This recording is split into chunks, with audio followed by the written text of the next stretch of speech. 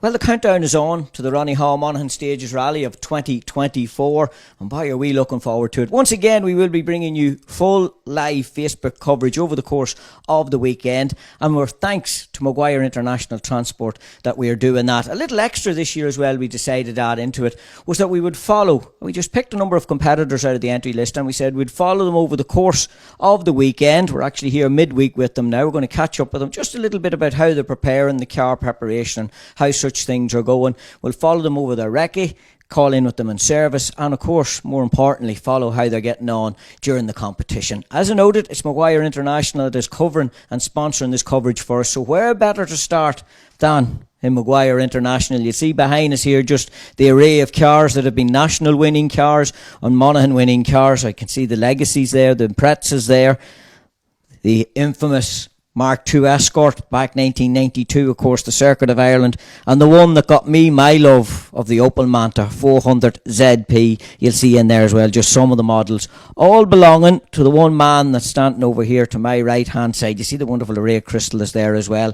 The one and only Mr. Niall Maguire. Niall, you're standing very quiet in the corner. It's not often that happens. I'm thinking of Dirty Dancing. Don't put baby in the corner here, eh? I'm shy at the moment here, Sean. Don't know what to say. Listen, we were just taking in the array of cars there, and I'd spoke to you. We were doing a bit of a calculation. How many times have you won Monaghan? 7 times.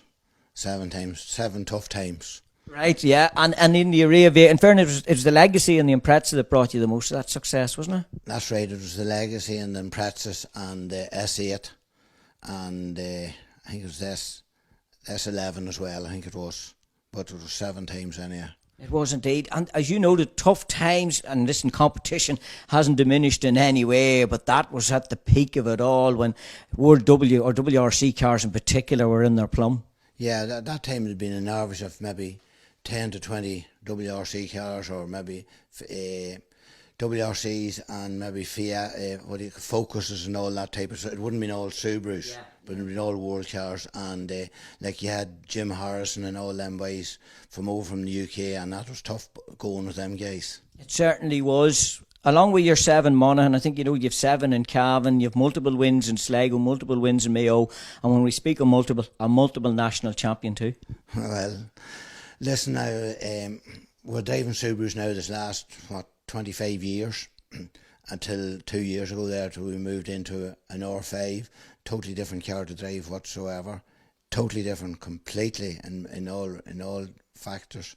And I was in a Fiesta for a while, and now I'm trying now a second event now in a Citroen, so I want to just see how that goes. Absolutely. It's a strange one, Niall, and I'm not trying to put the age on you, but the older we get, the smaller the car gets. Isn't that what happens? Yes, I see that at the moment, and it's just when you're in the city now, you're very boxed in, you know what I mean? And you just say to yourself, what am I doing in here, you know? But you're still enjoying it, and in fairness, still up towards the top end of the field. I don't know now. You can listen. I know where I'm losing it. I'm losing it on the braking and all that. But this rally now, I'm taking my daughter for the first time to sit in a rally car, and she's mad because she does navigations and all that, and she wants to sit on. So we'll see how this goes now this weekend. That's a Court Molly that you're referring to, and well known, it must be said, on the night navigation scene. Actually has a win under her belt this year as well with brother Shane, and is the Squealing Pig Border champion of novice from last year then as well. So she is fairly competent on the maps and stuff like that, but this is a whole new departure now to be calling the notes. Yes, we went out testing on when did we go testing? We went out testing on Monday afternoon, and we have a road here that we block off, and we made the notes on it. So we done 5 or 6 runs up it there, so she's starting to come good on it to keep a certain distance ahead of me. But no, I feel it should be grand now, hopefully. As a matter of interest, and I know Shane's going to be driving the event as well, he's going to be in the Ford Fiesta. Did yourself and Shane ever sit? Did Shane ever call notes for you? I was trying to think that. No, he only done the mud notes. No, Shane never sat on. But Paul's sitting, the youngest lad now, he's sitting with Shane now. Yeah. And so it'll be a good battle between the 4 of us now. It will. Bragging rights Sunday evening then in the Maguire household. So there is there any money changing hands? Is there any forfeits to be done for whoever maybe comes last or comes first? No, there's no money changing hand. Hopefully try to get the two cars home in one piece. The most important thing. And talk to me, Niall, what happens on the run up to an event this week in particular? And I know, in fairness, you probably have lads and you have a great backroom of guys there that probably take care and look out for things. But as you know, the little bit of testing, getting Molly used to maybe sitting into the navigator seat, Shane and Paul, obviously part of the family as well, preparing and getting ready. I take it there's a good bit of banter and a little bit of pressure in getting things right. Yeah, well, we started last Porrick McCara. He's the main man now on the car and a great man to work at a motor. We started last week to get the seat taken out from Molly, get it adjusted. We had to go and buy a boost. There's a booster seat now you can put in now into the seat. So we had to get Molly sorted out. That took a few hours to get that right and get the belts right. So then what we done then as well, we looked at the springs in the car. I thought when we went to Mayo, I just thought the car was a wee bit solid. So then we decided then we'd look at springs and that, and we'd done a bit of investigating, and we softened the car. And then we lowered the car, and then we went for a test in the car, and the car seemed a wee bit more comfortable in the car now than it did in Mayo. But Mayo, in saying that, was a very slippy, dirty day as well. And then we have the car now in Porrick's workshop, and we're doing a whole spanner check on her from top to bottom.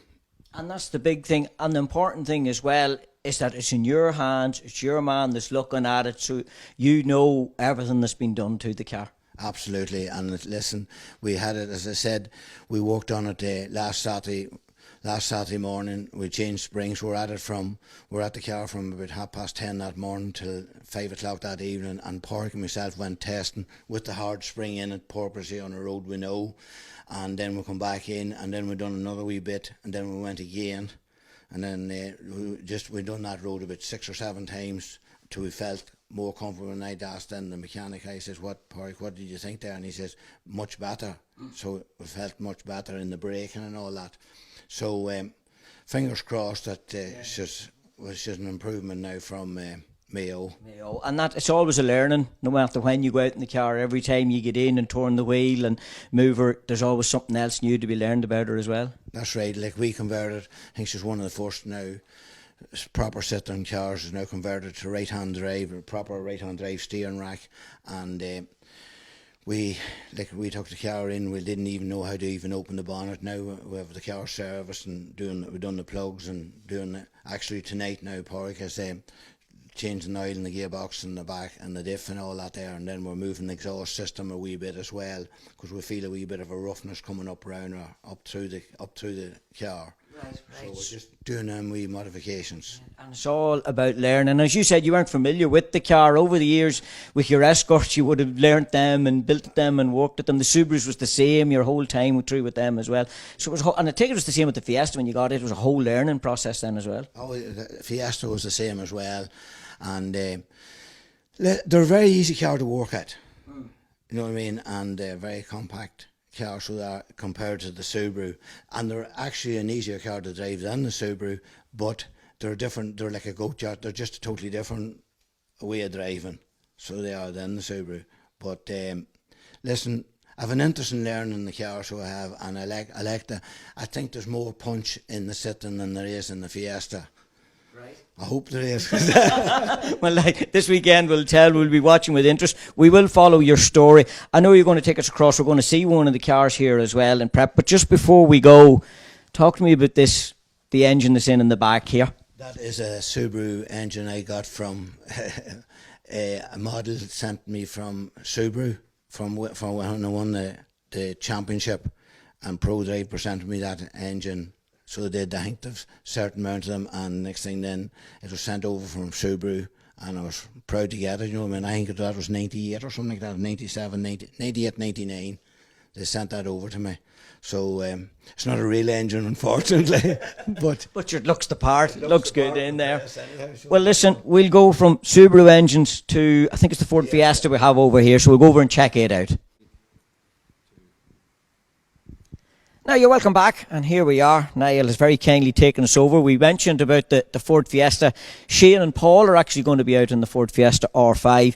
Niall, as he noted himself to us as well, is going to be out in the Citroen. And Niall, the the checkups and all has been done on this vehicle, you were telling me as well. She's ready to go? Yeah, we walked in that car the week before last and went for a test this morning in the car. So far so good. Everything seems to be fine at the moment. Shane and Paul was out this morning and tested. Everything's grand.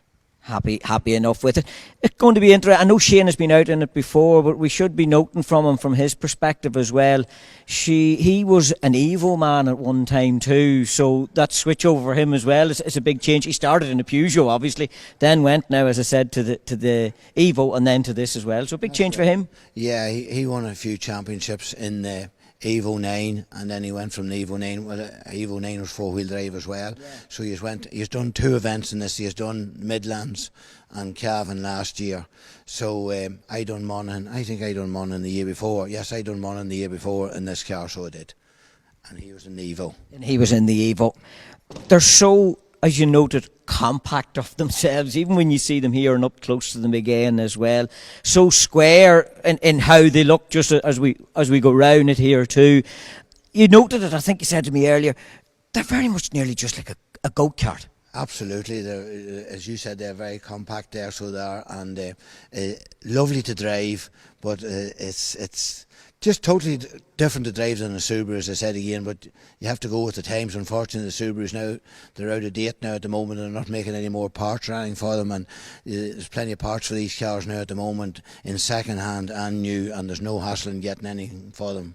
Absolutely, yeah. And the interesting thing about them is as well, I've talked to lads that have these Fiestas, you can nearly go in and get the part that's suitable to the road car as well. Now, I know she's flared out and extra bits is under, but mechanically it's nearly the same as what you get with your road car. Oh, that's right. Do you have to see John Bug there and odd time there? That's why his name's on it there. To get an odd part of him. Yeah. There's a lot, even panels and doors and so on like that there. But as I say again, like everything's so late in these things there, that the fiberglass wings and all that there. There's people has moulds now, and you can buy the wings and buy the bumpers and all there cheap enough for them. They're not as dear to run as you think, you know. Absolutely not. Well, listen, we look forward to her starting up, seeing her on the start line. I take it the lads is looking forward to it as well. So there are seats and all and everything set in here now for the boys ready to go. And again, this is things people don't be aware of. All this is nearly built around the driver and the navigator. Very, very important to have the belts right. You know what I mean? Like it takes, like Paul's tall, he's 6'2" or 3", and he's tall there, and you know what I mean? He has the seat way down to the very bottom. As Molly now, Molly has the seat way up there at the top, and you need to have your footrest, and you need to have everything just properly right for yourself there, like the stays and all that your feet is on it when you're heavy braking, that you're not sliding in the seat and all that. Yeah. It's the safety, because you're in a cocoon when you're in there as well. And it's interesting to note, and you might have seen it when the camera was in there, the seats are so far back now, the steering wheel away out, everything is centre of gravity, that the weight is all across the middle of that car. Yeah, probably they have that done there for probably if the car goes probably a bit later on fuel at the back for going out over jumps, that she's not landing on her nose, that she's landing probably 90% proper on crests and jumps and all that there, but they're a very, very good car them on jumps and crests and so on, you know. Right. It's amazing the thought that had to go into that. Your balance in the back where the fuel is with the engine in the front, and where then you put in the crew in the middle. That's right. Like you go and feel that dash, there's nothing in it, Sean. It's very, very late, there's nothing in it. It's just a flock dash, actually. Yes, it's more or less like a fake dash, you know what I mean? I know, because your whole dash is on your column there, if you see it there. Oh, yes. Yeah. Yeah. You can see it there, that's right. Yeah, so all your information and all's down here. We can see it actually, stop, start, all your controls and everything else. And then up ahead, literally just your speed. It's just an LED screen in front of you for your speed or whatever. And it's no weight in it neither, so there's not, you know. But no, she's well balanced car, so she is. And all the safety features in there, people will see as well. Again, those are not familiar. The cage is around you, your plumbed in system that's there as well. As noted, the harnesses, the belts, everything specifically done to what the driver is. Come a long way from maybe the first Escort you ever would have sat into. Mark 1. Mark 1 and probably about 6 inches out of lane. But yeah. But you don't think you're going hard in them wee cars, but you're going harder than what you think, you know what I mean? Yeah. And corner and all that there, and they can come in very deep. You can come into corners very deep in them. Listen, it's technology, Sean, and End of story. Goes along. And in fairness, that's the Fiesta. The Citroen, not unlike that, cabin-wise inside as well, I know, with all this there too. The Citroen now is totally different there now. You have more of a view out of the Fiesta than you have of the Citroen. The Citroen is a very short window span, which I'll show you on Saturday or Sunday. Yeah. You know what I mean? It's just different car now, you know what I mean? Right. And you can't... You're more boxed in the Citroen, I think. Right. But if you're the seating out position proper, it's grand. But I notice if you're in the Fiesta, you can see more out of the Fiesta than you can out of the Citroen. You don't want to be seeing too much, Niall. You only want to see what's in front of you. That's all. You know what the Frenchman's like. Likes to see plenty, and even to see just the whole navigator information and all on the doors.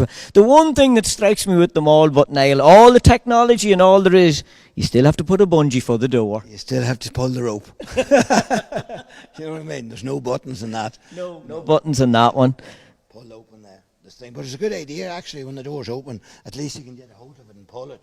Yeah, because when you're strapped in and there, and I've seen it, you can't reach out to the door. Because I wondered what that was at the start, and I said, what's the rope on this for? But I wasn't long learning, so I wasn't. And then I said, that's a good idea. It is a good idea indeed. Well, there you are. That's a lovely insight to the inside of the Ford Fiesta. You'll see Paul and Shane's names on it there, so you will. Niall, has noted, with daughter Molly, is going to be out in the Citroen. We'll be catching up with you, Niall, over the course of the weekend.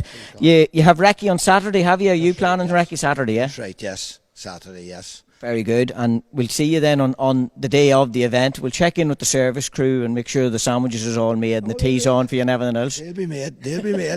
Yes. And we thank you very much for taking us in. It was lovely to see the trophy room there as well. And again, Maguire International Transport is sponsoring our coverage of Facebook Live over the course of the weekend. We're finished with Niall, but we're not finished with checking in with other crews. We have another one coming your way.